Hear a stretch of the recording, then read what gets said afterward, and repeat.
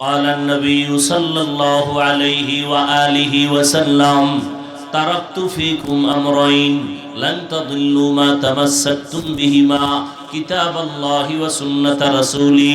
এই উম্মতের দল, আমি বিদায় বেলা দুটো জিনিস তোমাদের জন্য হাদিয়া রেখে গেলাম। এই দুই জিনিস যদি আঁকড়াইয়া ধরো, আমি মদিনার নবী বলে গেলাম, কোন বেঈমান, কোন বাতিল, কোন ঝড় তুফানে তোমার ঈমান আমল কেউ চুরি করতে পারবে না। দুই জিনিস ভালো করে আঁকড়াইয়া ধরো। এক জিনিসের নাম কোরআন, দ্বিতীয় জিনিসটার নাম হলো আমি নবীর রেখে যাওয়া সুন্নতের আদর্শ। মান আহাব্বা সুন্নতি কওলে রাসূল মাজদায়ে কানা মাই হামকুন কবুল। পয়গম্বরের সুন্নতের আদর্শ, কোরআন আমার সামনে আছে, মসজিদে কোরআন আছে, স্টেজে কোরআন, ঘরে ঘরে কোরআন, কিন্তু কপাল বড় খারাপ, মুসলমান জানে কোরআন একটা কিতাব আছে কিন্তু চিনে না কোরআনটা কেমন। মদিনার নবী বলেন, আমার উম্মত মুমিনেরা ৭২ দল যাবে জাহান্নামে, এক দল যাবে জান্নাতে। সাহাবায়ে কেরাম বললেন, নবী যেই দলটা জান্নাতে যাবে তাদের পরিচয় কি? নবী যদি বলতেন, আমি মুহাম্মদের যারা মানবা তারা নিশ্চিন্তায় জান্নাতে যাইবা, নবী এতটুকু বলেন নাই। নবী বললেন, আমি মুহাম্মদকে মানার সাথে সাথে আমার ছাত্র, উজ্জ্বল নক্ষত্র, দ্বীনের হেদায়েতের বাতি, সাহাবায়ে কেরামদেরকে যারা মানবে তারা জান্নাতে যাবে। অতএব যারা মুহাম্মদকে মানি মানি বইলা চাপাবাজি করে, সাহাবাদেরকে মানতে চায় না, সাহাবাদের বিরুদ্ধে ইশারায় বিরুদ্ধে কথা কয়, এদের চিহ্নিত করে নাও। খোদার কসম, এরা শুধু বাংলার ভণ্ড না, এরা গোটা দুনিয়ার মধ্যে নিকৃষ্ট ইসলামের ব্যানারওয়ালা ভণ্ড। কোনো কথা নাই, এ কথায় কোনো একচুল ফাঁক নাই, স্পষ্ট কথা। সাহাবায়ে কেরামের বিরুদ্ধে যারা লেখবে বলবে, এরা ইসলামের ব্যানারওয়ালা। জোরে বলেন। বাতিলের বিরুদ্ধে বলা হিংসা না সুন্নত? বলেন সুন্নত। গীবত হলেও গুনাহ না সওয়াব? সওয়াব। মনে থাকবে। অতএব কেউ বলবা না হিংসা করি। আরে পাগলা, হিংসাই যদি করি তাহলে পাঁচকল্লি মাথায় দিয়া অন্য টুপির বিরুদ্ধে বয়ান করতাম, কওমি মাদ্রাসায় পড়ে আলিয়ার বিরুদ্ধে বলতাম, লম্বা জামা পড়ে অন্য পোশাকের বিরুদ্ধে বলতাম। বলেছি? এমনকি এ কথাও বলি না যে তাবলীগ না করলে গুনাহ হবে, চরমনাই না গেলে গুনাহ হবে, এই কথাও বলি না। উজানি না গেলে গুনাহ হবে, এ কথাও বলি না। ও বান্দা, দেওবন্দীদের কাছে না গেলে গুনাহ হবে, এ কথাও বলি না। কওমি মাদ্রাসায় যদি না পড়ো তোমার গুনাহ হবে, তাও বলি না। অন্তরেও কখনো ধারণা করি না পাঁচকল্লি টুপি মাথায় না দিলে তোমার গুনাহ হবে, একবারও বলি না। এরপরেও যদি তুমি বলো হিংসা করি, আমি মনে করব তুমি শিক্ষিত বড় শয়তান। তুমি হিংসার ডেফিনেশনই জানো না। হিংসা কাকে বলে তুমি চিনোই না। তুমি যদি বলো পাঁচকল্লি টুপি ছিঁড়ে ফেলে দাও, এটা মুসলমানের টুপি না। যদি বলো তাহলে এটার কি প্রমাণ? হিংসা না তাকওয়া? না, এটা তাকওয়া। আবু হানিফারে মুশরিক বলে গালি দিলে প্রমাণ তার ভিতরে তাকওয়া। আমরা জবাব দিলে হিংসা। ওমরে ফারুকের ভণ্ড বললে তাকওয়া, আমরা জবাব দিলে আমরা হিংসা করি। ইসলামদারে এইরকম রাবার বানায় ফেলাইছো, মনের মতো যেভাবে ব্যাখ্যা দিবার, এটাই দিন, এটাই ইসলাম। তা দেওবন্দীরা জিন্দা থাকতে তোমাদের ভণ্ডামি এ জমিনে বাস্তবায়ন হবে না ইনশাআল্লাহ, কোনদিন হবে না। 100 বছর নয়, 1000 বছরও লিখে রাখো। আমি যেই লাইনে আসি আহলে হকের ব্যানারে, আমার প্রজন্ম তারাও এই লাইনে আসবে আহলে হকের ব্যানারে। কি কওমিরা মূর্খ? দাঁড়ান মিয়া, কওমিরা মূর্খ, কওমিরা দুনিয়ার হাবভাব বুঝে না। এরা চার দেওয়ালের মাঝখানে থাকে, এগো জমিন সম্পর্কে জ্ঞান নাই। কওমির সন্তান বলে যাই লিখে রাখ, কওমির সন্তান আফম খালেদ সাহেবের বয়ান শুন, বুঝার মতো পাওয়ার আসেনি। পটিয়া মাদ্রাসার মোহতামিম ওবায়দুল্লাহ হামজা দামাত বারাকাতুহুমের বয়ান শুন, বুঝার মতো এলেম আসেনি। তোদের নোয়াখালীর সন্তান, সাতক্ষীরের সন্তান, মোবাইল খোল, হাবিবুল্লাহ মিসবাহ রহমাতুল্লাহ আলাই, তার বয়ান শুন। তার বয়ান বুঝতে গেল তোর বহু জ্ঞান নিয়ে বসতে হবে। মাস্তানি করো, কওমিওয়ালারা কিচ্ছু বুঝে না। গোটা পৃথিবী আজকে ইসলামের আলো জ্বালাইতেছে এই দেওবন্দীদের আলো দিয়ে। বাংলার জমিনের আনাচে কানাচে কওমিওয়ালারা কথা বলতে পারে না, আর এখন কওমির বক্তা ছাড়া বয়ান জমে না। কথা ঠিক? এই হিংসাই তো মরক। হিংসা সব আঙ্গ ভিতরে ঢুকছে। আল্লাহ মাফ করেন, আল্লাহ হেদায়েত দান করেন। যুবকেরা রাগ করিও না, আমার জিন্দেগির সব বয়ানের স্লোগান দুইটা তোমার কলবে ঢুকাতে চাই।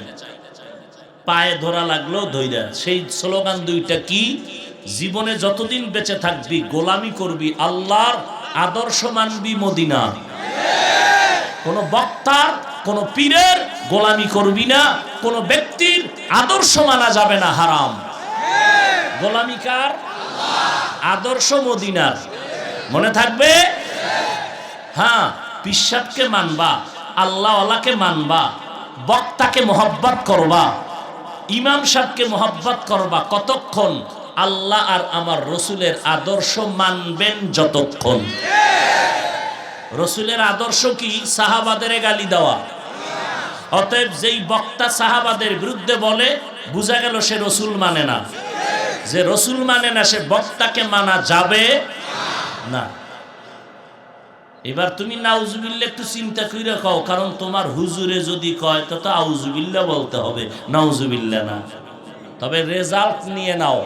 তোমার বক্তা সাহেব কালেমাকে কুফরি বলার কারণে, তোমার বক্তা রসুলেরা ভুল করেছেন বলার কারণে, তোমার বক্তা সাহেব কোরআনে ভেজাল আছে বলার কারণে যেমন বেঈমান, তুমি ভক্ত হইয়া প্রতিবাদ না করে চুপ থাকলে তুমিও বেঈমান। কয় তাবলিগে তাবলিগে লাগছে, নো, তাবলিগে লাগে নাই। ওই যে আমরা গোলামি করি আল্লাহর, আদর্শ মানি মদিনার, মুরব্বিরে মানবো কতক্ষণ? আল্লাহ রসুল মানবেন যতক্ষণ। হঠাৎ করে দেখছি মুরব্বি আল্লাহ এবং রসুলকে মানার লাইন থেকে দূরে, আমরাও দূরে। ক্লিয়ার কথা, কোনো ভেজাল নাই। আমরা কালা চশমা ভরি নেই, আমাকে চোখ কান সব ঠিক আছে, আলহামদুলিল্লাহ। আল্লাহ কবুল করেন। নামাজ লাগবে নি না? তোমার বক্তা সাহেব মাফ করাই দিছে? কোন পীর সাহেব মাফ করাইছে? কয়েক তো লাগবে? ডেলি কয়বার? সপ্তাহে একদিন পড়লে হবে তো? মাঝে মাঝে 2-1 ওয়াক্ত ছেড়ে দিলে সমস্যা নাই তো? কি 2-1 ওয়াক্ত নামাজ মাঝে মাঝে ছেড়ে দিলে কোনো সমস্যা হবে? হ্যাঁ, সবাই কি বলেন? হবে বলার পরে যদি না পড়েন, বিচারটা কত কঠিন হবে আপনার বিবেককে জিজ্ঞাসা করুন। এবার বলবেন হাফিজ ভাই, মনা নামাজ তো পড়বো কিন্তু কোনো রাস্তা পাই না, এত ব্যস্ত, এত কিছু। বাস, আমাদের হুজুরদের দিকে তাকায় আপনার কোনো আফসোস করার দরকার নেই, সব হুজুর বাদ। মাওলার কোরআনটা আসেনি? বলো যুবকেরা, আল্লাহ শুনতেছেন, ফেরেশতারা লিখতেছেন, আল্লাহকে মোহাব্বত করে বলবা, কোনো দালালি না। আল্লাহর কোরআনটা আসেনি? কোরআনে ভুল আছে কি পরিমাণ? এই যুবকেরা ক নাই? সবাই একমত? ওই কোরআন শরীফে জান্নাতের বয়ান আসেনি? সবাই স্বীকার করো। জাহান্নামের বয়ান আসেনি? আছে। কে জান্নাতে যাবে কে জাহান্নামে যাবে তাও বয়ানে আসেনি? কোরআনে আসেনি? সব হুজুর বাপ। কোরআন খুঁজে একটু মাঝে মাঝে পড়ো। ওই যে বলছি বাংলা কোরআন ডাউনলোড করো, এরপর একটু তরজমা পড়ো। ইন্নাল আবরারা লাফি নাঈম ওয়া ইন্নাল ফুজ্জারা লাফি জাহিম।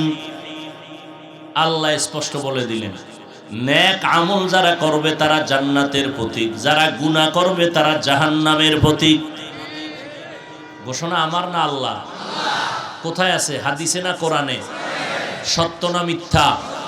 তাহলে তুমি নেক আমল করো না গুনাহ করো, এটা তোমার বিচার, এটা তোমার বিচার। নেক আমল করলে জান্নাতি, গুনাহ নিয়ে কবরে গেলে জাহান্নামী। জান্নাতটা কেমন আল্লাহ তাও বয়ান করে বলেছেন, জান্নাতিন তাজরি মিন তাহতিহাল আনহার। এমন জান্নাত আল্লাহ তোমারে দিবেন যেই জান্নাতের একটা ইট হবে স্বর্ণের, একটা হবে রূপার। যেই জান্নাতে একবার ডুববা কখনো বের হইতে মনে চাইবে না। এত আরামের জায়গা, যেই জায়গায় শান্তি আর শান্তি, জীবনে বুড়া হবা না, জীবনে কোনো অসুস্থতা আসবে না, কোনো বাথরুম নাই, আসেনি? আর তুমি যদি এটা রামগঞ্জ, সাতখিল, বিশাল বড় বিল্ডিং, কয়তলা? 5 তলা ধরেন, টুলেট বানায় দিছে, ভাড়া হবে। এত সুন্দর বিদেশি পাথর, আকিক পাথর দিয়া বানাইছে, bedroom, drawing room, dining room. ঘুরে টুরে দেখা এত পছন্দ, জীবনে নামাজ না পড়লেও শান্তি, আকিক পাথরে ঘুমামু। এবার মালিকের কয়, স্যার 3 রুমের ফ্ল্যাট ভাড়া কত? কয় 22,000। এবার ঘুরে টুরে দেখে সমস্যা একটা। কি সমস্যা? কয় বাথরুম নাই। কেউ বাথরুম নাই কেন? আমার এই আকিক পাথরের বিল্ডিং, এত সুন্দর টাইলস মোজাইক করা, এই পরিবেশে যদি বাথরুম রাখি, পরিচ্ছন্ন পরিবেশ থাকে না। থাঙ্গু উপায় কি? কয় 1.5 কিলোমিটার দূরে কলিং বেল আছে, চাপ দিবা, রিক্সা ড্রাইভার আসবে, এরপরে তোমারে বাথরুমে নিয়ে যাবে 1.5 কিলোমিটার। বুঝেন নাই? তাহলে 22,000 টাকা দিয়ে এই ভাড়াটা নিবে কেউ? দুনিয়াতে এত সুন্দর বিল্ডিং, এইবার মালিক কয় নিবা না কেন? কয় বাথরুম জাগায় দাও, জাগায় খামু, জাগায় বাথরুম। মালিক কই কথাটা যদি 1 মাস আগে কইতি তাহলে পুরো বিল্ডিংটারে বাথরুম বানায় লাই। 1 মাস সময় দাও। এমন সময় পাইয়া সুন্দর বাথরুম বানায় ফেললো। এবার বাথরুমের ড্রয়িং রুম, ডাইনিং রুম, বেডরুমের থেকে বাথরুমটারে সাজাইছে খুব সুন্দর, ঢুকলেই কলিজা ঠান্ডা। এমন ভাবে চেয়ার সিস্টেম, বয়ে বয়ে টেলিভিশন দেখবে দিব্যি আরামে, কোনো টেনশন নাই। আরে বাপরে বাপ, এমন শান্তির বাথরুমে চেয়ারে বইছে, বইয়া শুনতেছি নাক টানের আওয়াজ, ঘুম দিছে, টাটকা ঘুম। জান্নাতের ভেতরে কোনো বাথরুম নাই। একটা ফল খাবা, মনে মনে বলবা আম খাবো, আম দেখবা আম সামনে হাজির। কয় তুই লেখামুনি? কয় না, আমটা সামনে আসবে, এবার ছোলা ফালাবা। কয় ফালান লাগবে না, ছোলা ছিলে যাবে অটোমেটিক। এই মরার আগে আরো তো হায়াত পাবি যুবকেরা, আরো দেখবি আখেরাতেরটা মাওলায় দুনিয়াতে কিছু নমুনা দেখায় দিবে, নমুনা দেখায় দিবে। অটো সুইচে টিপ দেয়, জানলা খুলে যায়, সুইচে টিপ দেয়, উম্মা নিচতলায় খাড়াই দিছি, হঠাৎ করে দেখি 13 তলায় দাঁড়াই রইলাম, সুইচ। কথা ঠিক না? বাথরুমের দরজা খুলে ফেলছে সুইচে টিপ দিয়ে। তো বাথরুমে যে বসলাম, প্রস্রাব করলাম, কইখানে নাই, সব শেষ। মেডিসিন ঘ্রাণ আসতেছে সুন্দর। এই রকম খানা মেশিনে টিপ দিছে, সামনে খানার প্লেট হাজির। দুনিয়াতে এই সিস্টেম এখন চালু হয়ে গেছে, খানা সামনে হাজির, টিপ দিছে, খানা হাজির। কি কি খাইবা তুমি এখান থেকে বাছাই করে নাও। জান্নাতে বলবে আম খাবো, সামনে হাজির। ভিতরে একটা শক্ত কি আছে, বাড়া, কি কয় বাড়া, কেউ বলে বড়া, কেউ বলে আটি। যাই হোক, এটার খাইতে গিয়ে বড়া টরা নাই, নাই, কমপ্লিট খাইছে একরকম, দুই রকম, 70 রকম মজা এক একটা ফলে। বলবা এটা কেমনে? দেখেন, আল্লাহ দুনিয়ায় দেখায়। ইলিশ মাছ দিয়ে ভাত খাইছেন নি? হ্যাঁ, ডিমওয়ালা মাছের মজা আলাদা, ডিম ছাড়া মাছের মজা আলাদা। মাছ কয়টা? এক মাছ। মাথা খাবি মজা আলাদা, লেঞ্জা খাবি মজা আলাদা, কোলের মাছ খাবি মজা আলাদা, পিঠের মাছ খাবা মজা আলাদা, ঠিক নি? একটা মাছে এত মজা কে খাওয়ায়? জান্নাতীরা যখন জান্নাতে যাবি, তোরে আমার মাওলা কেন এত মজার খানা দিতে পারবে না? যদি ওই মজার খানা খাইতে চাও, খাইতে খাইতে একটা ফল খাইয়া পেটটা ভারী হয়ে যাবে, পুরা রামগঞ্জ থানা ফিলা পেট। একটা ডেকুর দিছে, কাটন হয়ে গেছে, নাই পেট নাই, একেবারে জায়গা খাওয়া দাওয়া শেষ, বাথরুমের কোনো ব্যাগ জীবনে হবে না। এই জান্নাতটা কারা পাবে? যারা আজকে নামাজ না পইরা ওয়াজে বইছে, বয়ানের পরে মোনাজাতের পরে রাস্তায় গিয়ে বিড়ি টানবে। কিরম আশেক রসুল নাই? এটি কি আবার থার্মোমিটার লাগবে? চেহারা দেখলে বোঝা যায় না?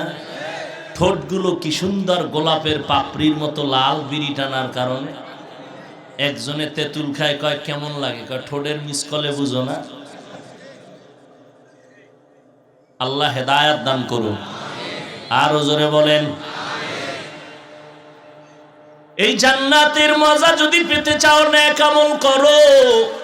আর নেক আমল যদি করতে চাও, উলামায়ে আহলে হকের পেছনে সময় দাও। দুনিয়া বুঝলি রে কপাল পোড়া, আখেরাত কেন বুঝো না? বড় ডাক্তার যদি হতে চাও, লেখাপড়া সার্টিফিকেট যথেষ্ট না। উল্লেখযোগ্য অভিজ্ঞ ডাক্তারের পেছনে সময় লাগাইয়া বড় হয়। বড় ইঞ্জিনিয়ার যদি কেউ হতে চায়, লেখাপড়া সার্টিফিকেট যথেষ্ট না, অভিজ্ঞ ইঞ্জিনিয়ারের পেছনে গিয়া সময় লাগায়। নিজেরে যদি বড় বানাতে চাও হে মুমিন, বড়দের কদমে নিজেরে বিল করে দাও বিলীন। দুনিয়াতে বড় হতে চাইলে বড়দের কাছে সময় দিতে হয়। আখেরাতের লাইনে যদি বড় হতে চাও, আখেরাতের লাইনে কেন উলামাদের কাছে সময় দিবা না? সেখানে বাঁকা হইয়া কেন বলে আমার পীর লাগে না, মাযহাব লাগে না, ইমাম লাগে না, আমার কোনো ওলি লাগে না, আমার আউলিয়া লাগে না। আল্লাহর নবী বলবে, তোর মতো গাদ্দার উম্মত আমার লাগে না। যা, কারণ ওলি মানতে কইছি আমি। বুখারী শরীফে আল্লাহ কয় আমি মানতে কইছি ওলিদের। কুনু মা'আস সাদিকিন আতিউল্লাহ ওয়া আতিউর রাসূল ওয়া উলিল আমরি মিনকুম। ও বান্দা, তোদের জন্য আমি বললাম উলিল আমরকে মানো। ফাসআলু আহলায যিকরি ইন কুনতুম লা তা'লামুন। আহলে জিকিরদের থেকে যাই না আমল করো, আমি আল্লাহর অর্ডার। ও বান্দা, তুমি জানো না, জান্নেওয়ালার কাছে যাই না আমল করো। তুমি বান্দা সত্যবাদীর কাছে যাও। জান্নাতে যাইতে হলে তুমি পথ চিনো না, পথ চিনাওয়ালা 4টা দল আছে, এদের আস্তিনটা ধরো, এদের সাথে জান্নাতে যাও।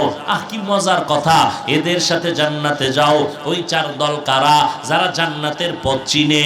উলাইকা মাআল্লাযিনা আন'আমাল্লাহু আলাইহিম মিনান নাবিয়্যিন ওয়াস সিদ্দিকিন ওয়াস শুহাদা ওয়াস সালিহিন। আল্লাহ নিজেই কয়, ওয়া হাসুনা উলাইকা রাফিকা।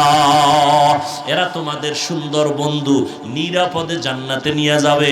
হাসরের ময়দানে আল্লাহ তাআলা জান্নাতীদেরকে বলবে, চাবি মুহাম্মদের হাতে, জান্নাতে কেমনে যাবি? তো এখন কি করবি?